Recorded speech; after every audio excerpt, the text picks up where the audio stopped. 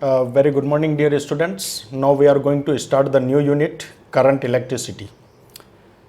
सबसे पहले हम थोड़ा सा इंट्रोड्यूस हो जाते हैं कि बेसिकली ये चैप्टर कहना क्या चाहता है, करंट इलेक्ट्रिसिटी ये वर्ड हमें क्या समझाना चाहता है। इससे पहले सेकंड चैप्टर में, फर्स्ट यूनिट का सेकंड चैप्टर इलेक्ट्रोस्टैटिक पोटेंशियल, जिसमें आप लोग पोटेंशियल और पोटेंशियल एनर्जी या पोटेंशियल डिफरेंस इन तीनों के बारे में डिटेल में पढ़ चुके हैं। थोड़ा सा इस चैप्टर का इंट्रोडक्शन हम यहाँ से शुरू करते हैं कि हमें क्या ज़रूरत पड़ी कि हम किसी इलेक्ट्रिक सर्किट में सेल यूज़ करते हैं या किसी इलेक्ट्रिक सर्किट में हम बैटरी यूज़ करते हैं। बैटरी या सेल की क्यों ज़रूरत पड़ी, तो थोड़ा सा स्टूडेंट्स एक एग्जांपल से आप इस चीज़ को यहाँ पर समझ सकते हैं कि हम दो सिमेट्रिकल वाटर टैंक ले लेते हैं समझने के लिए। For example symmetrical water tank आप मान के चलिए। फॉर एग्जांपल यहाँ पर एक टैंक है, दोनों टैंक सिमेट्रिकल हम लेंगे बच्चों, लेकिन दोनों में वाटर लेवल की हाइट, फॉर एग्जांपल ये जो आपको वाटर टैंक में वाटर का लेवल जो दिख रहा है, हम मान लेते हैं ये 10 मीटर हाइट तक वाटर इसमें फिल्ड अप है, ठीक है। और उसके बाद में जो सिमेट्रिकल दूसरा टैंक है, यहां पर हमने इनिशियल स्टेज पर जो वाटर का लेवल, जो वाटर फिल्ड है ऑलरेडी, उसकी हाइट कितना मान लिया बेटा, 4 मीटर। अब आप ये देखिए बच्चों कि इनिशियली यहां पर वाटर का लेवल 10 मीटर है और यहां पर वाटर का लेवल 4 मीटर है। इनिशियली अगर हम इसके पोटेंशियल की, क्योंकि यहां पर इसमें पोटेंशियल एनर्जी ज्यादा है और इसका लोअर पोटेंशियल है, हम ये मान लेते हैं कि इनिशियल स्टेज पे दोनों का पोटेंशियल का डिफरेंस 10-4 हमें यहां पर कितना मिल रहा है बच्चों, 6 मीटर मिल रहा, ठीक है। यह डिफरेंस है। अच्छा, हमें एक चीज अच्छी तरीके से पता है कि हर चीज का फ्लो, ये नेचर का रूल है, higher potential to lower potential होता है। हम ये मान के चलते हैं कि higher potential to lower potential water का फ्लो होगा। हम ये मान के चलते हैं कि कुछ टाइम में यहां से higher potential to lower potential water का फ्लो हुआ। थोड़ी देर के बाद में अगर हम ये मान के चलते हैं कि 1 मीटर पानी अगर यहां से हायर टू लोअर अगर फ्लो होके चला गया, तो अब इसकी हाइट कितने पर आ गई, 9 मीटर। और यहां पर क्योंकि 1 मीटर हाइट की ग्रोथ हुई है बच्चों, तो ये यहां पर एग्जैक्ट कितना आ गया बेटा, 5 मीटर, 1 मीटर इसका इंक्रीज हो गया। अब थोड़ी देर के बाद में वापस कुछ वाटर का फ्लो यहां पर हुआ हायर टू लोअर, तो हम ये मान के चलते हैं कि यहां पर वाटर का लेवल अब कितना रिड्यूस हुआ, 8 मीटर। और यहां पर जब इसमें वाटर का गेन हुआ, तो अब हम ये मान लेते हैं कि इसका लेवल कितना आ गया बच्चों, 6 मीटर। अब हम इसको कुछ टाइम के बाद में थोड़ा सा वाटर का फ्लो और होता है बच्चों, तो हम ये मान लेते हैं कि यहां पर वाटर का हाइट जो डाउन हुआ वो कितना आ गया, 7 मीटर। और यहां पर वाटर का लेवल थोड़ा सा और बढ़ा, तो ये भी क्या हो गया बेटा, 7 मीटर। अब आप समझिए बच्चों, जब इनिशियली जब फ्लो नहीं था तब इसका लेवल कितना था, 10 मीटर, और इसका लेवल कितना था, 4 मीटर। यानी कि दोनों के लेवल का डिफरेंस, जिसको हम पोटेंशियल का डिफरेंस कह रहे हैं, ये पोटेंशियल का डिफरेंस इनिशियली कितना था आपने, 9। जब 1 मीटर लेवल यहां पर डाउन हुआ, तो इसका लेवल कितना हो गया, 9, और इसका लेवल 1 ग्रोथ हुआ, तो हमारे को इसका लेवल कितना मिला बेटा, 5। यानी कि 9 - 5 कितना आ गया हमारे पास में डिफरेंस, 4। जब 1 मीटर और यहां पर डाउन हुआ, तो इसका लेवल कितना आ गया, 8 मीटर, और यहां पर इसका लेवल और ग्रो हुआ, तो हमारे को यहां पर ये कितना मिला बच्चों, ये हमारे को 2 का डिफरेंस मिला। थोड़ी देर के बाद में कुछ वाटर का फ्लो हायर टू लोअर और हुआ, तो यहां पर इसका लेवल कहां पर पहुंच गया, 7 पर। और क्योंकि इसका 1 मीटर लेवल और इंक्रीज हुआ, तो इसका लेवल कितना हो गया बेटा, 7। यानी कि अब डिफरेंस कितना आ गया हमारे पास में, 0। अब आप समझिए बच्चों, मुझे एक बात बताइए कि इनिशियली जब ये हायर लेवल पे था, जब 10 मीटर हाइट का वाटर फील्ड था, यहां पर वाटर का लेवल था 4 मीटर, दोनों का डिफरेंस इनिशियली कितना आ रहा था, 10 - 4 6 मीटर। कुछ वाटर का फ्लो हुआ, तो इसका पोटेंशियल डाउन हुआ, इसका वाटर लेवल डाउन हुआ, ये 9 मीटर पर आया, इसका वाटर लेवल इंक्रीज हुआ, ये आया 5 पर, हमारे को डिफरेंस कितना मिला, 4 मीटर। कुछ टाइम के बाद में वापस यहां से लेवल डाउन हुआ, ये 8 मीटर पे आया, ये 6 मीटर पे आया, हमारे पास में डिफरेंस कितना आया, 2। यहां पर कुछ देर के बाद में ये 7 मीटर पे आया, और ये 7 मीटर पे आप डिफरेंस कितना हो गया, 0। जब ये दोनों सिमेट्रिकल टैंक जब सेम लेवल पर आ जाएंगे, तो बच्चों एक बात बताओ कि क्या वाटर का फ्लो होगा, नहीं होगा। क्योंकि हमारा रूल क्या है कि किसी भी चीज के फ्लो होने के लिए एक का हायर पोटेंशियल पे होना जरूरी है, एक का लोअर पोटेंशियल पे होना जरूरी है। सिमिलरली यहां पर वाटर का लेवल अगर ज्यादा होगा, यहां कम होगा, तो हायर टू लोअर वाटर का फ्लो होगा। लेकिन हम इस एग्जांपल में देखा कि यहां पर वाटर का लेवल दोनों सेम लेवल पर आ गए हैं, इक्विलिब्रियम कंडीशन आ गई है, और यहां पर डिफरेंस जो है वो 0 हो गया। इसी को हम पोटेंशियल का डिफरेंस भी मान के चल सकते हैं। यह हायर पोटेंशियल है, यह लोअर पोटेंशियल है, पोटेंशियल का डिफरेंस 0, यानी कि किसी भी तरीके का फ्लो नहीं होगा। ये जो वाटर फ्लो हो रहा है, इस वाटर के फ्लो को आप चार्जेस का फ्लो मान सकते हैं। इस लेवल को, ये जो वाटर लेवल है, इसको आप वोल्टेज लेवल, पोटेंशियल लेवल मान सकते हैं। ठीक है, तो आपको यह पता चला कि स्टार्टिंग में जब हमारे पास में डिफरेंस, जब 10-4 यानी कि 6 का डिफरेंस था, तब मैक्सिमम क्वांटिटी का वाटर यहां पर फ्लो हो रहा था।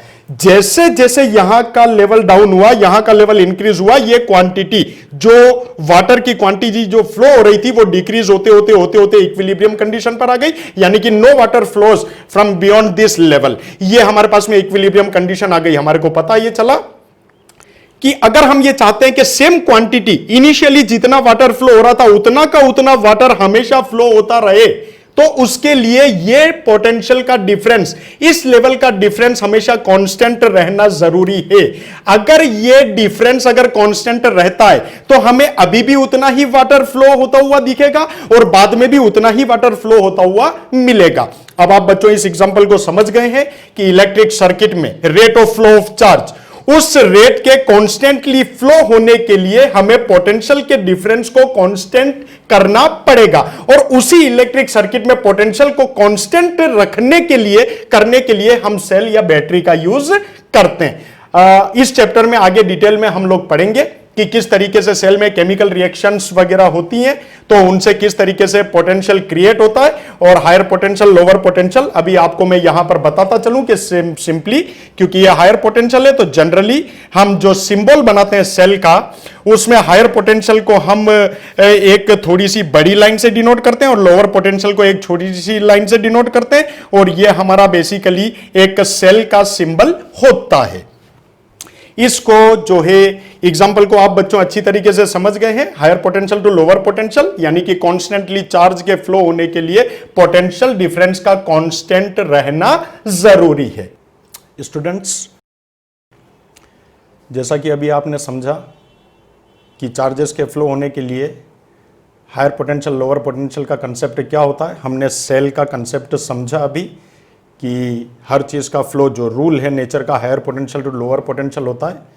हम ये मान के चलते हैं कि कन्वेंशनली हम ये मान के चलते हैं कि पॉजिटिव चार्ज का फ्लो हायर टू लोअर हो रहा है, और इसी पॉजिटिव चार्ज के फ्लो की डायरेक्शन को हम बेसिकली इलेक्ट्रिक करंट की डायरेक्शन मानते हैं। अब इलेक्ट्रॉन क्योंकि नेगेटिव चार्ज पार्टिकल है और रैंडम मोशन इलेक्ट्रॉन्स की सॉलिड्स में होती है, तो इलेक्ट्रॉन जो है lower potential to higher potential motion करेगा। तो सबसे पहले ये जो हमारी हेडिंग है इलेक्ट्रिक करंट, इसको हम डिफाइन कर देते हैं कि the rate of flow of electric charge, the rate of flow of electric charge is called the current, electric current. The rate of flow of electric charge is called the electric current. अब बच्चों इस definition में ये जो words लिखे हुए हैं rate of flow, आप इस वर्ड को ध्यान में दीजिए कि चार्जेस का फ्लो होना, किसी भी कंडक्टर में हर तरीके की चार्जेस का, हर तरीके का फ्लो इलेक्ट्रिक करंट कभी भी जनरेट नहीं करता है। किसी भी कंडक्टर में किसी भी सरफेस एरिया से नेट चार्जेस का फ्लो होना जरूरी है। अगर नेट चार्जेस का फ्लो होगा तो इलेक्ट्रिक करंट जनरेट होगी, अदरवाइज वो चार्ज का फ्लो इलेक्ट्रिक करंट को जनरेट नहीं करेगा। फॉर एग्जांपल हम ये मान के चलते हैं कि फॉर एग्जांपल ये हमारे पास में ये एक कंडक्टर हम लोग बना देते हैं, एक सिलिंड्रिकल कंडक्टर हमने इस तरीके से ले लिया, कुछ क्रॉस सेक्शनल एरिया है और यहां पर इसका एक सरफेस एरिया हम ले लेते हैं। और हमारे को यह भी मालूम है कि किसी भी कंडक्टर में पर क्यूबिक मीटर 10⁻29 पर क्यूबिक मीटर, इतने नंबर ऑफ इलेक्ट्रॉन्स किसी भी कंडक्टर में पर क्यूबिक मीटर में एग्जिस्ट करते हैं। इसको बेसिकली इलेक्ट्रॉन डेंसिटी कहते हैं, number of electron per unit volume कितनी होती है, 10⁻29 पर मीटर क्यूब। यह हमारे को ध्यान में होना चाहिए। जनरली जो हम कंडक्टर्स यूज करते हैं, कॉपर, सिल्वर, गोल्ड, हम इस तरीके से एल्यूमिनियम यूज करते हैं, तो जनरली जो एवरेज जो नंबर ऑफ इलेक्ट्रॉन डेंसिटी आती है वो 10⁻29 पर मीटर क्यूब आती है। यह हमने एक सिलिंड्रिकल कंडक्टर लिया, कुछ क्रॉस सेक्शनल एरिया है, यहां पर इसका एक सरफेस एरिया लिया। अब हमें अच्छी तरीके से मालूम है कि विदाउट इलेक्ट्रिक फील्ड इस कंडक्टर में इलेक्ट्रॉन रैंडम मोशन करते हैं। फॉर एग्जाम्पल, अगर कुछ इलेक्ट्रॉन्स अगर लेफ्ट टू राइट, अगर कुछ electron left to right same time interval में same number of quantity of electrons अगर लेफ्ट टू राइट फ्लो हुई, तो उसी टाइम इंटरवल में उतनी ही इलेक्ट्रॉन्स की quantity right to left flow होगी। अगर same quantity same time interval में लेफ्ट टू राइट जा रही है, उतनी ही क्वांटिटी उसी टाइम इंटरवल में राइट टू लेफ्ट जा रही है, तो नेट चार्ज का फ्लो बच्चों कितना हुआ? 0 हुआ। अगर ये नेट चार्ज का फ्लो 0 हुआ, तो इस कंडक्टर में कोई भी चार्जेस का फ्लो इलेक्ट्रिक करंट को प्रोड्यूस नहीं करेगा। कहने का मतलब किसी भी सरफेस एरिया से नेट चार्जेस का फ्लो होना जरूरी है। सिमिलरली दूसरी चीज यह है कि हम यह मान के चलते हैं कि अगर फॉर एग्जांपल ये हमारे पास में एक कोई भी कंडक्टर है और उसमें हम ये मान के चलते हैं कि ऑपोजिट नेचर के चार्जेस, पॉजिटिव और negative charges same time interval में सेम क्वांटिटी से अगर किसी भी सरफेस एरिया से फ्लो हो रहे हैं, लेफ्ट टू राइट मान लीजिए या राइट टू लेफ्ट मान लीजिए, अगर सेम ऑपोजिट नेचर के सेम क्वांटिटी के चार्जेस, पॉजिटिव और नेगेटिव चार्जेस एक साथ सेम टाइम इंटरवल में सेम अमाउंट में फ्लो होते हैं, तब भी बच्चों नेट चार्ज कितना होगा? 0 होगा। तो वो फ्लो, वो चार्जेस का फ्लो भी कभी भी इलेक्ट्रिक करंट प्रोड्यूस नहीं करेगा। जैसे फॉर एग्जांपल आप ये मान के चलिए कि हमारे पास में एक छोटा सा ये एक ट्यूब है और इस ट्यूब में हमारे पास में वाटर फ्लो हो रहा है।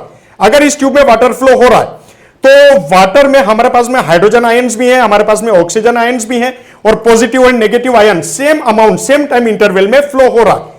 तो दोनों का नेट फ्लो किसी भी क्रॉस सेक्शनल एरिया से, किसी भी सरफेस एरिया से किसी भी टाइम पर कितना होगा? 0 होगा। क्यों? क्योंकि हमारे को चार्जेस की डेंसिटी अच्छी तरीके से मालूम है। इलेक्ट्रॉन डेंसिटी हमारे को मालूम है 10⁻29 पर मीटर क्यूब होती है। इसलिए फर्स्ट केस में, ये जो फर्स्ट केस हमने पढ़ा कि किसी भी कंडक्टर में लेफ्ट टू राइट जितना अमाउंट, जितने टाइम इंटरवल में लेफ्ट टू राइट जा रहा है, उतना का उतना electron density right to left उसी टाइम इंटरवल में फ्लो हो रही है, net charge 0, so that will be no electric current produce in this situation. दूसरे केस में अभी यहां पर इस ट्यूब में जो है वाटर का फ्लो हो रहा था, हमने देखा हाइड्रोजन और ऑक्सीजन आयंस, पॉजिटिव और नेगेटिव आयन सेम अमाउंट जो है वो सेम टाइम इंटरवल में फ्लो हो रहा है, तो that will also don't produce the electric current, ये भी कोई इलेक्ट्रिक करंट प्रोड्यूस नहीं करेगा। ठीक है। अब बच्चों एक चीज को समझिए आप, rate of flow of charge is called the electric current. Simply हम यहां पर जो फॉर्मूला बताना चाहते हैं, वो फॉर्मूला हमारा इलेक्ट्रिक करंट का फॉर्मूला क्या है? Delta Q divided by delta C, delta T, यानी कि पर सेकंड जितना चार्ज किसी कंडक्टर में नेट चार्ज फ्लो होता है, हम उसको करंट कहते हैं। चार्ज की यूनिट आप लोगों को अच्छी तरीके से मालूम है, कूलम। ठीक है। और टाइम की सबसे छोटी यूनिट हम सेकंड लिया करते हैं, तो कूलम पर सेकंड, और इसी को बेसिकली हम क्या कहते हैं बेटा? एम्पियर। कूलम पर सेकंड को हम लोग कहते हैं एम्पियर। तो ये हमारी इलेक्ट्रिक करंट की यूनिट हो गई। अगर आपको इसी रिदम में इंस्टेंटेनियस करंट किसी पार्टिकुलर टाइम इंटरवल पे, छोटे टाइम इंटरवल पे इंस्टेंटेनियस करंट चाहिए, तो आप यहां पर बच्चों लिमिट लगा सकते हैं। आपने यहां पर इंस्टेंटेनियस टाइम के लिए लिमिट लगाई डेल्टा टी टेंड्स टू 0, और यहां पर आपने लगाया del Q divided by del T, it will become dq by dt, that is the formula to calculate the electric current। और इसी फॉर्मूले से आप किसी भी कंडक्टर में नेट चार्जेस का फ्लो, चाहे वो राइट टू लेफ्ट हो, चाहे वो लेफ्ट टू राइट हो, आप कैलकुलेट कर सकते हैं। यहां पर अगर आप इंटीग्रेशन मेथड, आप लोगों को बच्चों अच्छी तरीके से मालूम है कि आप लोग इंटीग्रेशन से किस तरीके से कैलकुलेट करते हैं। अगर ये करंट की डेफिनेशन है पर सेकंड कितना चार्जेस फ्लो हुआ, तो you can also calculate the number of charges flows in पर सेकंड। आप इस फॉर्मूले से इंटीग्रेशन से कैलकुलेट कर सकते हैं चार्ज कितना फ्लो हुआ पर सेकंड में। आप यहां पर उस टाइम की लिमिट लगा दीजिए, time interval t1 to t2, और यहां पर आपकी जो करंट जो फ्लो हुई I इंटू dt। तो ये फॉर्मूला है बच्चों जिससे आप नंबर ऑफ चार्जेस कितने फ्लो हुए वो आप कैलकुलेट कर सकते हैं। यहां पर हमारे पास में जो करंट की डेफिनेशन से हमने जो देखा I is equal to delta Q divided by delta T coulomb per second, इसी को हम एम्पियर कहते हैं। तो आप लोगों को अच्छी तरीके से पता चला बच्चों कि ये कूलम पर सेकंड जिसको आप एम्पियर कहते हैं, ये एम्पियर बेसिकली एसआई यूनिट होती है इलेक्ट्रिक करंट की।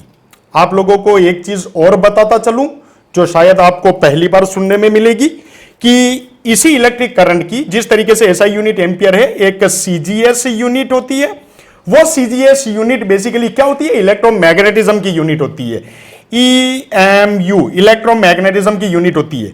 और वो सीजीएस यूनिट को हम किससे बताते हैं बच्चों? हमेशा बताते हैं बायट से, BIOT बायट। और इसी बायट का सिंबल क्या होता है? BI बायट।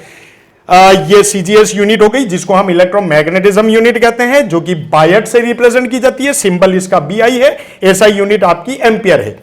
अब साथ साथ बच्चों इस एसआई यूनिट और इस सीजीएस यूनिट में क्या रिलेशन है वो भी हम देखते हुए चलते हैं।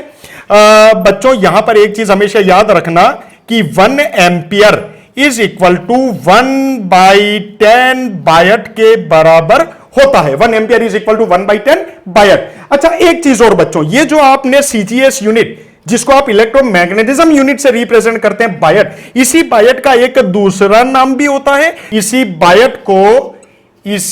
बायट को हम एब एम्पियर से भी बताते हैं। एब एम्पियर, एम्पियर, ठीक है। तो या तो आप बायट कीजिए या आप एब एम्पियर लिखिए, यानी कि यहां पर भी आप मेंशन कर सकते हैं 1 एम्पियर इज इक्वल टू 1/10 बायट या 1 एम्पियर इज इक्वल टू 1/10 एब एम्पियर। तो ये हमारी सीजीएस यूनिट हो गई, ये एम्पियर हमारी एसआई यूनिट हो गई। और इस तरीके से आप जो है किसी भी कंडक्टर में अगर नेट फ्लो होता है चार्जेस का, तो आप the rate of flow of charge is called the current. आप इस डेफिनेशन को समझ सकते हैं अच्छी तरीके से। You can calculate the quantity of charges flows in given interval of time. आप इस फॉर्मूले से कैलकुलेट कर सकते हैं। आपने यहां पे करंट को अच्छी तरीके से डिफाइन कर दिया है। बेसिकली सबसे इंपॉर्टेंट चीज जो है वो ये है कि हम एक चीज हमेशा ये समझते हुए चले हैं बच्चों कि इलेक्ट्रॉन यानी कि नेगेटिव चार्जेस का flow lower to higher potential होता है। सिमिलरली कन्वेंशनली सॉलिड्स में हम ये मान के चलते हैं कि पॉजिटिव चार्ज का flow higher to lower potential होता है। और उसी पॉजिटिव चार्ज के फ्लो की डायरेक्शन में हम बेसिकली इलेक्ट्रिक करंट का फ्लो मानते हैं। कन्वेंशनली ये एग्जांपल सॉलिड्स में इसी तरीके का है। बेसिकली सॉलिड्स में न्यूक्लियस कभी भी मोशन नहीं करता है, लेकिन हम ये मान के चल सकते हैं ये इसी तरीके का एग्जांपल है कि अगर हम ट्रेन में बैठ के जा रहे हैं तो हमारे को बाहर जो है पेड़ जो है वो ऑपोजिट डायरेक्शन में जाता हुआ दिखेगा। सिमिलरली केस हम कंडक्टर में कन्वेंशनली मान के चलते हैं कि वो पॉजिटिव चार्ज जो है इलेक्ट्रॉन के ऑपोजिट फ्लो कर रहा है और उसी पॉजिटिव चार्ज के फ्लो की डायरेक्शन में हमारी इलेक्ट्रिक करंट चल रही है। यानी कि हम ये कह सकते हैं कि electric current always flows from higher potential to lower potential as the positive charge flows from higher to lower potential. जब इलेक्ट्रॉन या हमारी electric current higher to lower potential जाती है तो क्या आप इलेक्ट्रिक करंट को वेक्टर क्वांटिटी कहेंगे या उसी इलेक्ट्रिक करंट को आप स्केलर क्वांटिटी कहेंगे? तो इसके लिए हम यहां पर एक चीज एग्जांपल और बच्चों देखना चाहते हैं, आइए हम उसको समझते हैं। तो बच्चों अभी आपने किसी भी कंडक्टर में अगर नेट चार्ज का फ्लो होता है तो आप पर सेकंड कितना चार्ज फ्लो हुआ वो भी कैलकुलेट कर सकते हैं। इलेक्ट्रिक करंट को आपने डिफाइन किया, the rate of flow of charge is called the current, the rate of flow of net charge is called the electric current. Basically हमें ऐसा बोलना चाहिए। और I is equal to dq/dt यानी कि कूलम पर सेकंड जिसको आपने ampere कहा, जो कि एसआई यूनिट होती है। और उसी की सीजीएस यूनिट जिसको हम इलेक्ट्रोमैग्नेटिज्म यूनिट से रिप्रेजेंट करते हैं 1 बायट, यानी कि 1 एम्पियर इज इक्वल टू 1/10 बायट या 1 एम्पियर इज इक्वल टू 1/10 एब एम्पियर। बायट इज इक्वल टू एब एम्पियर, इस तरीके से रिप्रेजेंट किया जाता है।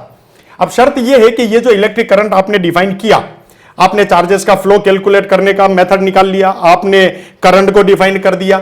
बेसिकली ये जो पैरामीटर है, ये जो करंट है, क्या ये स्केलर होना चाहिए, क्या ये वेक्टर होना चाहिए? कॉन्ट्राडिक्शन इस बात का है कि हम हमेशा ये बता रहे हैं कि negative charge lower potential to higher potential flow करता है और conventionally positive charge higher to lower चलता है और उसी पॉजिटिव चार्ज की डायरेक्शन में हम बेसिकली इलेक्ट्रिक करंट को मानते हैं। यानी कि electric current always flows in the direction of positive charge और from higher to lower potential. तो क्या आप इसको वेक्टर कहोगे या आप इसको स्केलर क्वांटिटी कहोगे? फॉर एग्जांपल मैं बच्चों आपसे एक बात पूछता हूं कि फॉर एग्जांपल हमारे पास में यहां पर ये 2 वायर्स हैं और इस तरीके से हमने ये करंट को आता हुआ बताया, यहां से 4 एम्पियर करंट आ रही है और यहां से हमारे पास में इस वायर में भी 4 एम्पियर करंट आ रही है। ठीक है, इसी के सिमिलरली हम एक दूसरा एग्जांपल और बनाते हैं। यहां पर भी हमारे पास में इस वायर में 4 एम्पियर करंट है, इस वायर में भी 4 एम्पियर करंट है और इस तरीके से यहां पे दोनों जो नेट करंट हुई, इस वायर में जो नेट करंट होगी वो हमारे पास में 8 एम्पियर हो जाएगी, यहां पे भी हमारे पास में नेट करंट 8 एम्पियर हो जाएगी। इसी तरीके से एक डायग्राम और बनाते हैं। फॉर एग्जांपल ये हमारे पास में 4 एम्पियर करंट आ रही है, ये हमारे पास में 4 एम्पियर करंट आ रही है। That means the net current हमारे को कितनी मिलेगी इस डायरेक्शन में? 8 एम्पियर मिलेगी। एक सिंपल एग्जांपल और ले लेते हैं। ये हमारे पास में 4 एम्पियर आई, यहां पे भी हमारे पास में 4 ampere I. That means the net current हमें कितनी मिलेगी? 8 एम्पियर मिलेगी। क्या बच्चों आप लोग बता सकते हो कि इन चारों एग्जांपल में, इस कंडीशन में यहां से 4 एम्पियर करंट आई, यहां से 4 ampere current I, net current आपको कितनी मिली? 8 एम्पियर। इस डायरेक्शन में, इस डायग्राम में 4 एम्पियर, ये 4 एम्पियर, ये नेट करंट आपको 8 एम्पियर। यहां पर भी सिमिलर केस है और यहां पर भी सिमिलर केस है। इन चारों डायग्राम्स में कुछ चेंजेस आप लोगों को बच्चों नजर आया? क्या नजर आया? देखिए बच्चों, फॉर एग्जांपल हम ये मान लेते हैं कि यहां पर इन दोनों करंट, जो इनकमिंग करंट थी, उनके बीच में हम फॉर एग्जांपल मान लेते हैं ये एंगल कितना था बेटा? 120 डिग्री। हमारे को नेट करंट कितनी मिली? 8 एम्पियर। यहां पर इन दोनों के बीच में अगर हम एंगल फॉर एग्जांपल हम मान लेते हैं 60 डिग्री, हमारे को नेट करंट कितनी मिली बच्चों? 8 एम्पियर। सिमिलरली यहां पर हम इसको मान लेते हैं, ये फॉर एग्जांपल ये 30 डिग्री का एंगल है, यहां पर नेट करंट कितनी मिली? 8 एम्पियर। यहां पर हम इन दोनों के बीच में 10 डिग्री का एंगल मान लेते हैं, हमारे को नेट करंट कितनी मिली? 8 एम्पियर। क्या बच्चों मुझे एक बात बताओ, ये जो दो इनकमिंग करंट्स हैं, नेट करंट आपको सिंपल एल्जेब्रिक सम से प्राप्त हुई, सिंपल एल्जेब्रिक सम से आपको नेट करंट 8 एम्पियर मिली। क्या एंगल पर यह करंट डिपेंड थी? क्या यह नेट करंट एंगल पर डिपेंड कर रही है? नहीं कर रही है। हमने 11th क्लास में एक टॉपिक पढ़ा था वेक्टर और स्केलर क्वांटिटीज का।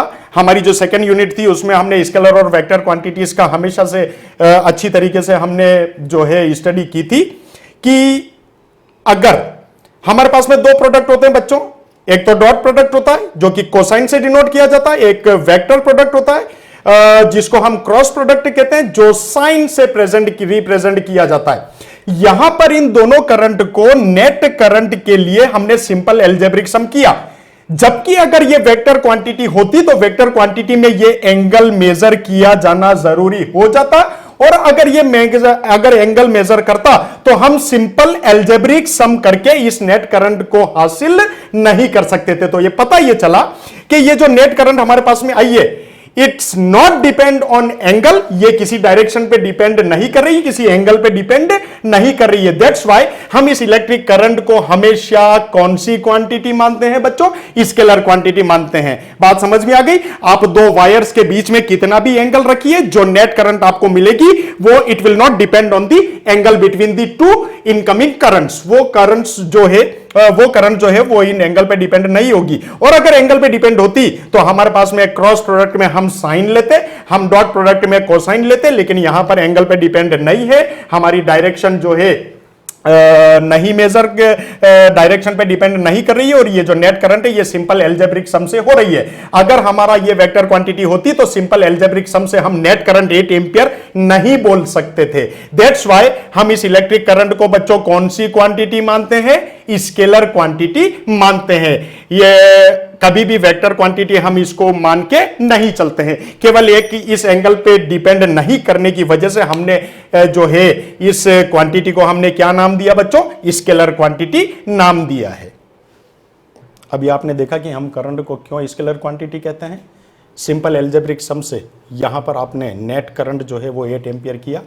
दोनों वायर्स में, दोनों कंडक्टर्स में जो अलग अलग करंट आ रही थी उसका एल्जेब्रिक सम होकर हमारे को नेट करंट यहां पर मिली, और इसका जो है एंगल, दोनों वायर्स के बीच में एंगल, ये नेट करंट हमारी उस एंगल पर डिपेंड नहीं कर रही है। That's why we call it scalar quantity. Current is a scalar quantity.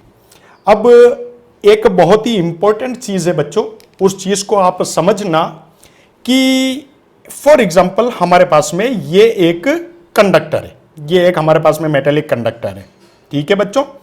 अब आप इस चीज को थोड़ा सा ध्यान से देखिए, आप इसको समझिए कि हमने अभी देखा था कि किसी भी कंडक्टर में इलेक्ट्रॉन डेंसिटी यानी कि number of electrons in a unit volume कितने होते हैं बच्चों? 10⁻29 पर मीटर क्यूब। ये नंबर ऑफ इलेक्ट्रॉन्स यानी कि इलेक्ट्रॉन डेंसिटी पर यूनिट पर मीटर क्यूब में हमारे पास में किसी भी मेटेलिक कंडक्टर में होती है। ये इलेक्ट्रॉन्स बेसिकली आते कहां से हैं? बेसिकली आपने बच्चों एटॉमिक स्ट्रक्चर आपने 10th क्लास में भी देखा होगा, आप केमिस्ट्री में भी पढ़ते होंगे कि हमारे सेंटर में हम न्यूक्लियस का एग्जिस्टेंस मानते हैं और आसपास सर्कुलर ऑर्बिट में इलेक्ट्रॉन रिवॉल्व करता है। इस इलेक्ट्रॉन को हम बेसिकली बाउंड इलेक्ट्रॉन कहते हैं, जो कि न्यूक्लियस के कूलम्बिक अट्रैक्टिव फोर्स से जो है बंधा हुआ रहता है। यह इलेक्ट्रॉन सर्कुलर ऑर्बिट में रिवॉल्व कर रहे हैं। जो आउटर मोस्ट शेल का इलेक्ट्रॉन होता है, जो लूजली बाउंड इलेक्ट्रॉन होता है, जिसको हम वैलेंस इलेक्ट्रॉन कहते हैं, बेसिकली उस इलेक्ट्रॉन को हमारे रूम टेम्परेचर से, हमारा रूम टेम्परेचर कितना होता है 27 डिग्री सेल्सियस, और बेसिकली हम केल्विन स्केल में 300 केल्विन उसको मानते हैं। इस रूम टेम्परेचर पे इस इलेक्ट्रॉन को कुछ थर्मल एनर्जी मिलती है और वो थर्मल एनर्जी ये इलेक्ट्रॉन गेन करके इस न्यूक्लियस के अट्रैक्टिव फोर्स को क्रैक करके शेल से बाहर निकल जाएगा और बाहर निकलने के बाद में इस कंडक्टर में जो बीच का जो स्पेस है, एटॉम्स के बीच का जो खाली स्पेस है, उसमें रैंडम मोशन करेगा, पूरे कंडक्टर में मोशन करेगा।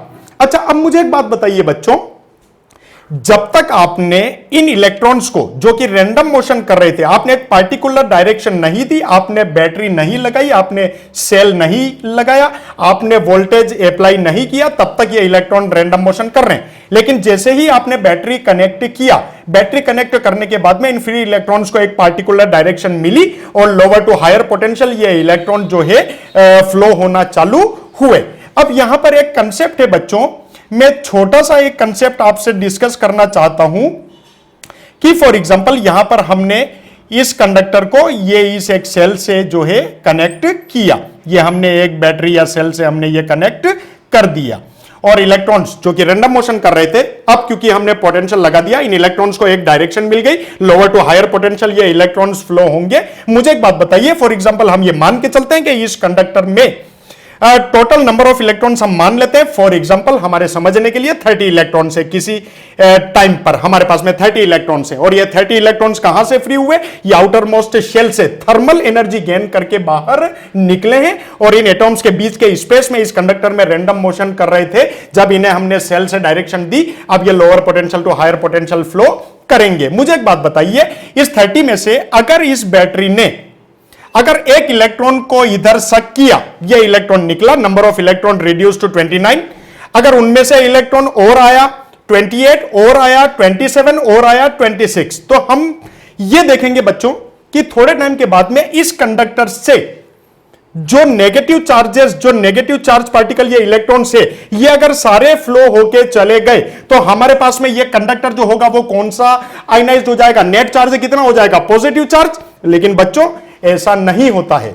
हम ये मान के चलते कि हमने एक लॉ पढ़ा हुआ है, हमने 10th क्लास में भी पढ़ा था, law of conservation of electric charge. कौन सा लॉ था बच्चों? वो law of conservation of electric charge. ये कंजर्वेशन लॉ हमारे को क्या बताता है? ये कंजर्वेशन लॉ बेसिकली हमारे को ये बताता है कि कंडक्टर के एक सिरे से जितना चार्ज एग्जिट होगा, कंडक्टर के दूसरे सिरे से उतना ही चार्ज एंटर होगा। यानी कि ये कंडक्टर हमेशा न्यूट्रलाइज रहेगा जबकि इसमें इलेक्ट्रिक करंट फ्लो होगी। आप लोग बात समझ गए बच्चों? अगर सारे इलेक्ट्रॉन्स को अगर हम निकाल देंगे, ये बैटरी अगर सारे इलेक्ट्रॉन्स को सक कर लेगी, तो हमारे पास में इसके कंडक्टर के अंदर केवल पॉजिटिव चार्जेस बच जाएंगे, पॉजिटिव आयंस बच जाएंगे, यानी कि ये कंडक्टर हमारा पॉजिटिवली आयनाइज्ड हो जाएगा। लेकिन हमारा कंजर्वेशन लॉ ऐसा नहीं कहता है। हमारा कंजर्वेशन लॉ ये कहता है कि एक सिरे से जितने नंबर ऑफ इलेक्ट्रॉन्स इजेक्ट होते हैं, दूसरे सिरे से उतने ही नंबर ऑफ इलेक्ट्रॉन्स एंटर होंगे। यानी कि ये इलेक्ट्रिक करंट का जो कंसेप्ट है, जब आप इलेक्ट्रिक फील्ड लगाएंगे, वोल्टेज अप्लाई करेंगे, इलेक्ट्रॉन्स को higher to lower, lower to higher आप डायरेक्शन प्रोवाइड करेंगे, तो हमारा कौन से लो पे करंट का फ्लो होगा? Conservation of electric charge. आप इस तरीके से समझ सकते हैं। यहां पर एक छोटा सा डायग्राम हम बना सकते हैं बच्चों कि फॉर एग्जांपल ये हमारे पास में एक छोटा सा कंडक्टर है, ये इस तरीके से कंडक्टर बनाया और इसके अंदर जो करंट जा रही है उसका नाम हमने क्या रख दिया, I1। अब यहां पर इसी के पैरेलल हमने सीरीज में एक बड़े क्रॉस सेक्शनल एरिया का कंडक्टर यहां पर लगाया और इस कंडक्टर का क्रॉस सेक्शनल एरिया डिफरेंट है, आपको अच्छी तरीके से दिख रहा है। इसके अंदर जो करंट फ्लो हो रही है उसको हमने नाम दे दिया बच्चों I2। अब यहां पर हमने और डिफरेंट क्रॉस सेक्शनल एरिया का कंडक्टर ले लिया और यहां पर जो करंट फ्लो हो रही है उसका नाम हमने क्या दे दिया, I3। यानी कि आपने एक ही कंडक्टर में डिफरेंट क्रॉस सेक्शनल एरिया का शेप ले लिया। तो बच्चों ये डिफरेंट क्रॉस सेक्शनल एरिया वाला कंडक्टर आपको दिख रहा है, यहां पर क्रॉस सेक्शनल एरिया कम है तो आपको लगेगा कि जो करंट है हमारी वो I1 वो स्मॉल करंट होगी, स्मॉल चार्जेस एग्जिट होंगे। यहां पर थोड़ा क्रॉस सेक्शनल एरिया ज्यादा है तो ज्यादा नंबर ऑफ चार्जेस जाएंगे, यहां पर और ज्यादा है तो ज्यादा नंबर ऑफ चार्जेस आएंगे, लेकिन ऐसा बिल्कुल नहीं होता है। हमने इस कंडक्टर को, ये पूरा कंडक्टर है बेसिकली, ये अलग अलग डिफरेंट क्रॉस सेक्शनल एरिया का शेप है। जब हमने इसको बैटरी से कनेक्ट किया, इस इलेक्ट्रॉन्स को हमने डायरेक्शन दी, ये पॉजिटिव टर्मिनल, ये नेगेटिव टर्मिनल, तो इन तीनों डिफरेंट क्रॉस सेक्शनल एरिया से जो करंट फ्लो होगी I1 is equal to I2 is equal to I3, यानी कि करंट पे यानी कि फ्लो ऑफ चार्ज पे कोई इफेक्ट क्रॉस सेक्शनल एरिया का नहीं पड़ेगा।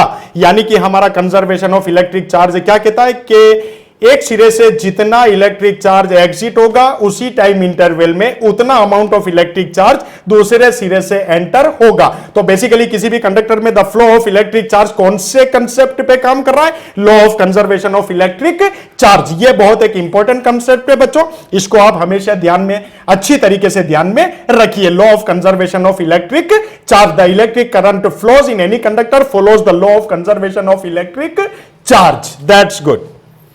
जिस तरीके से बच्चों आपने अभी देखा कि conservation law of electric charges, हमारा जो इलेक्ट्रिक करंट जो किसी भी कंडक्टर में फ्लो होता है वो कंजर्वेशन लॉ को फॉलो करता है या उस लॉ को ओबे करता है। अच्छा, एक इंपॉर्टेंट चीज़ और बताता चलूँ कि सिर्फ इलेक्ट्रॉन्स का फ्लो ही इलेक्ट्रिक करंट जनरेट नहीं करता है बच्चों। अगर आप वैक्यूम ट्यूब्स की बात करते हैं तो पॉजिटिव और नेगेटिव आयंस का जो फ्लो है वो इलेक्ट्रिक करंट प्रोड्यूस करेगा। अगर आप डिफ्यूजन ट्यूब्स की बात करेंगे तो इलेक्ट्रॉन्स और पॉजिटिव आयंस का फ्लो जो है वो इलेक्ट्रिक करंट जनरेट करेगा। अगर आप सेमीकंडक्टर डिवाइसेस की बात करते हैं तो इलेक्ट्रॉन्स और होल्स का फ्लो इलेक्ट्रिक करंट प्रोड्यूस करेगा। अगर आप किसी इलेक्ट्रोलाइजेशन या किसी इलेक्ट्रोलाइट सॉल्यूशन की बात करते हैं तो इलेक्ट्रोलाइट सॉल्यूशन में पॉजिटिव और नेगेटिव आयंस, इन दोनों का फ्लो जो है इलेक्ट्रिक करंट प्रोड्यूस करेगा। तो कुल मिला के हमारे पास में आयंस और चार्ज कैरियर्स का फ्लो किसी भी सॉलिड कंडक्टर या किसी भी इलेक्ट्रोलाइट सॉल्यूशन में इलेक्ट्रिक करंट के लिए रेस्पॉन्सिबल होते हैं या हो सकते हैं। ठीक है, जैसा कि आपने अभी वैक्यूम ट्यूब और डिफ्यूजन ट्यूब और सेमीकंडक्टर डिवाइसेस और कंडक्टर्स और इन सब का एग्जांपल आपने देखा। अब बच्चों एक नई क्वांटिटी को हम डिस्कस करने चलते हैं जिसका बेसिकली नाम है करंट डेंसिटी। ये बेसिकली ये करंट डेंसिटी और इसका सिंबल भी बताता चलूं, current density is denoted by capital J. हम कभी भी इसको स्मॉल जे से रिप्रेजेंट नहीं करते, हमेशा कैपिटल जे से इसको रिप्रेजेंट किया जाता है। बेसिकली करंट डेंसिटी होता क्या है, आप इस एग्जांपल को समझिए बच्चों। ये एक कंडक्टर है, इसका कुछ क्रॉस सेक्शनल एरिया है और आपको डायग्राम में यूनिफॉर्म कंडक्टर दिख रहा है और इसको आपने एक सेल से यहां पर जो है कनेक्ट किया हुआ है और इसके अंदर जितने भी फ्री इलेक्ट्रॉन्स थे जो कि रैंडम मोशन कर रहे थे, क्योंकि अब आपने इसको सेल से कनेक्ट कर दिया तो उन इलेक्ट्रॉन्स को एक पार्टिकुलर डायरेक्शन मिल गई, वो lower to higher potential move करेंगे और उन्हीं इलेक्ट्रॉन्स के फ्लो के ऑपोजिट हमारी electric current positive to negative चलेगी। अब बच्चों एक चीज समझिए, इसी कंडक्टर में एक छोटा सा cross sectional area, surface area, for example ये हमारे पास में एक रिंग है। अगर इस क्रॉस सेक्शनल एरिया के अंदर मैंने एक छोटी सी ये रिंग रख दी, इस छोटी सी रिंग के कुछ सरफेस एरिया में से जितने इलेक्ट्रॉन्स पास आउट होंगे, यानी कि हमारी एक नई डेफिनेशन बनी, इस रिंग के अंदर से इलेक्ट्रॉन्स का पास आउट होना यानी कि rate of flow of charge, ये हमारे को पता है कि करंट है। तो करंट डिवाइडेड बाय इस छोटे से एरिया का कुछ ना कुछ इसका रिंग का कुछ ना कुछ सरफेस एरिया होगा, तो current per unit area, basically current per unit area I/S, इसी को हम क्या कहते हैं बच्चों, current density, current per unit area, इसी को हम बेसिकली करंट डेंसिटी की डेफिनेशन से जानते हैं। और हमारे को एक चीज और याद रखनी है बच्चों कि ये जो करंट डेंसिटी है, ये करंट डेंसिटी हमेशा वेक्टर क्वांटिटी है। इलेक्ट्रिक करंट स्केलर क्वांटिटी थी, करंट डेंसिटी हमारी वेक्टर क्वांटिटी है। ठीक है, करंट पर यूनिट एरिया यानी कि ampere per metre square, ampere per metre square, ये हमारी करंट डेंसिटी की यूनिट हो गई। अब एक चीज और आप समझते हुए चले बच्चों, फॉर एग्जांपल ये जो यूनिफॉर्म जो आपको लाइंस जो है वो ड्रॉन दिख रही है, ये आप फ्लो ऑफ चार्ज मान लीजिए, डेल क्यू चार्ज इस तरीके से फ्लो हो रहा है, और इस चार्जेस के फ्लो में आपने ये एक छोटा सा क्रॉस सेक्शनल एरिया आपने रख दिया। अच्छा, आपको अच्छी तरीके से पता है कि हर एरिया का एक एरिया वेक्टर होता है। अगर ये फॉर एग्जांपल मेरी हथेली का, ये पाम का कुछ ये सरफेस एरिया है, तो इसका एरिया वेक्टर हमेशा क्या होगा, इसके परपेंडिकुलर होगा, यानी कि 90 डिग्री, इधर से भी 90, इधर से भी 90, इधर से भी 90। अगर मैं इस एरिया को इधर करता हूं तो एरिया वेक्टर उस डायरेक्शन में जाएगा, अगर इस तरीके से कर देता हूं तो एरिया वेक्टर नीचे जाएगा, अगर मैं इस तरीके से करता हूं तो एरिया वेक्टर मेरी तरफ आ गया, और इस तरीके से करता हूं तो एरिया वेक्टर, पता ये चला कि एरिया वेक्टर सरफेस के हमेशा परपेंडिकुलर होता है। अब ये जो इलेक्ट्रिक चार्जेस का फ्लो हो रहा था, इसके एरिया में आपने ये एक छोटा सा एरिया रखा, इस एरिया का एरिया वेक्टर इधर जा रहा है, ये इधर जा रहा है बच्चों, जा रहा है। तो यहां पर हम करंट डेंसिटी को डिफाइन करते हैं, तो J is equal to delta I divided by delta S, और यहां पर बच्चों हम एक यूनिट वेक्टर लगाते हैं, वो यूनिट वेक्टर क्या है हमारा, एन कैप। ठीक है, अब बच्चों एक चीज समझिए, यहां पर ये जो बेसिकली आपने जो अभी करंट डेंसिटी को डिफाइन किया, delta I divided by delta S, और यहां पर ये जो डेल्टा एस है ये basically delta S n cap के इक्वल होगा, जो कि हम 11th क्लास में अच्छी तरीके से वेक्टर में यूनिट वेक्टर की डेफिनेशन से हम पढ़ के आ चुके हैं। Vector itself divided by its magnitude, उससे आप जो है बता सकते हैं ये एरिया वेक्टर है। अच्छा, एक इंपॉर्टेंट चीज, अगर ये एरिया सीधा न रख के, अगर ये जो रिंग मैंने इस कंडक्टर में रखी थी, बिल्कुल इसका एरिया इसी इलेक्ट्रॉन्स के फ्लो के बिल्कुल पैरेलल था, अगर मैं इसको थोड़ा सा अगर टेपर कर दूं या थोड़ा सा मैं इसको टिल्ट कर दूं, यानी कि ये रिंग इस तरीके से हो जाए, तो जब ये सीधा था तो इसका एरिया वेक्टर इधर था, जब मैंने इसको झुका दिया तो इसका एरिया वेक्टर, सॉरी, जब मैंने इसको इस तरीके से रखा था तो इसका एरिया वेक्टर इधर था, और जब मैंने इधर कर दिया तो इसका एरिया वेक्टर, सिमिलरली आप यहां पर समझिए, ये इलेक्ट्रॉन्स का फ्लो है और उसमें आपने ये एरिया रखा, तो जब आपने एरिया रखा तो ये एरिया वेक्टर आपका इधर जा रहा है, जब आपने इसको थोड़ा सा टिल्ट किया तो एरिया वेक्टर आया, यानी कि इलेक्ट्रॉन के फ्लो से, direction of flow of electron से इसने कितना एंगल बनाया बच्चों, थीटा। तो जब आपने ये थीटा बनाया तो यहां पर इस एरिया वेक्टर का कौन सा कंपोनेंट आ जाएगा, del S cos theta, horizontal component हम यहां पर लेंगे। तो हमारी डेफिनेशन किस तरीके से हो जाएगी बच्चों, J is equal to delta I divided by delta S cos of theta, यानी कि यहां पर अगर आपको इलेक्ट्रिक करंट अगर आपको डिफाइन करनी है तो आप किस तरीके से करोगे बेटा, J del S cos of theta. अगर आपको इंस्टेंटेनियस करंट डेंसिटी अगर देखनी है तो आप यहां पे भी बच्चों लिमिट लगा सकते हैं। किस तरीके से लगा सकते हैं कि J is equal to limit delta S, यानी कि एक छोटे से एरिया की बात कर रहे हैं हम, तो ये हमारा delta I divided by delta S था, ये हमारा यूनिट वेक्टर था, तो इसी को आप बच्चों लिख सकते हैं D I divided bye D S. बात समझ में आ गई, और ये हमारा उसी डायरेक्शन में यूनिट वेक्टर आ गया। ये हमने लिमिट लगा के करंट डेंसिटी को डिफाइन कर दिया। तो बच्चों ये क्रॉस प्रोडक्ट है, तो बेसिकली जनरली हम क्या लिख सकते हैं बेटा, इसको हम लिख सकते हैं जे डॉट एस, क्योंकि यहां पर कोसाइन है, ये हमारा डॉट प्रोडक्ट है। तो इस तरीके से हम करंट डेंसिटी को और इसमें एरिया वेक्टर के बीच में जो रिलेशन निकालते हैं, ये करंट डेंसिटी का कंसेप्ट है कि किसी भी यूनिट क्रॉस सेक्शनल एरिया में से जितना चार्ज फ्लो होता है बेसिकली उसको करंट डेंसिटी कहते हैं, और current density is a vector quantity. अब सबसे इंपॉर्टेंट चीज जो कभी कभी बोर्ड हमसे एग्जाम में पूछ लेता है कि बच्चों इलेक्ट्रिक करंट स्केलर क्वांटिटी है, करंट डेंसिटी वेक्टर क्वांटिटी है, तो write down the 3 basic differences between electric current and current density. तो हमें बच्चों वो इलेक्ट्रिक करंट और करंट डेंसिटी में कुछ मेजर डिफरेंस हम यहां पर देखते हैं। अभी मैं आपको जो है उनसे इंट्रोड्यूस करवाता हूं। तो स्टूडेंट्स, करंट डेंसिटी आप लोग समझ चुके हैं किसी भी कंडक्टर में एक स्मॉल एरिया में से जितना इलेक्ट्रॉन डेंसिटी पास आउट होती है, number of electrons pass out होते हैं, तो उस माइक्रोस्कोपिक क्वांटिटी को बेसिकली करंट डेंसिटी कहते हैं, और करंट डेंसिटी हमारी वेक्टर क्वांटिटी है। और जो सीबीएसई बोर्ड में जनरली ऐसा पूछा जा सकता है या एक बार पूछा भी गया है कि right the basic 3 differences of current density and electric current. जैसा कि आप जानते हैं इलेक्ट्रिक करंट को आपने स्केलर क्वांटिटी कहा, इसी तरीके से करंट डेंसिटी को आपने जो है वेक्टर क्वांटिटी कहा। ये एक वेक्टर क्वांटिटी है, आप लोग अच्छी तरीके से अभी समझ चुके हैं। तो हम इसके 3 बेसिक डिफरेंस डिस्कस करते हैं। नंबर 1 क्या लिखा हुआ है? It is the characteristic of some point in a conductor. आपने अभी एक डायग्राम से समझा था, एक डायग्राम में आपने छोटा सा एक रिंग रखा था, इस रिंग का कुछ एरिया है। अच्छा, एरिया वेक्टर हमेशा फ्लो ऑफ इलेक्ट्रिक चार्जेस की डायरेक्शन में होना चाहिए। अगर आप उसको टिल्ट करते हैं तो area vector flow of electron की डायरेक्शन से कुछ एंगल क्रिएट करेगा, और वहां पर आप जो है उस डायरेक्शन में हॉरिजॉन्टल कंपोनेंट को लेके करंट डेंसिटी को डिफाइन कर सकते हैं। तो पहली करंट डेंसिटी की डेफिनेशन क्या हो गई, सॉरी डिफरेंस क्या हो गया? It is the characteristic of some point in a conductor. एक कंडक्टर के छोटे से क्रॉस सेक्शनल एरिया में से जितने number of electron pass out होंगे उसे हम उस कंडक्टर की करंट डेंसिटी कहेंगे। इसी के opposite electric current, it is the characteristic of whole conductor. किसी पूरे कंडक्टर में कितना इलेक्ट्रिक चार्ज कितनी रेट से फ्लो होता है, that is called the electric current.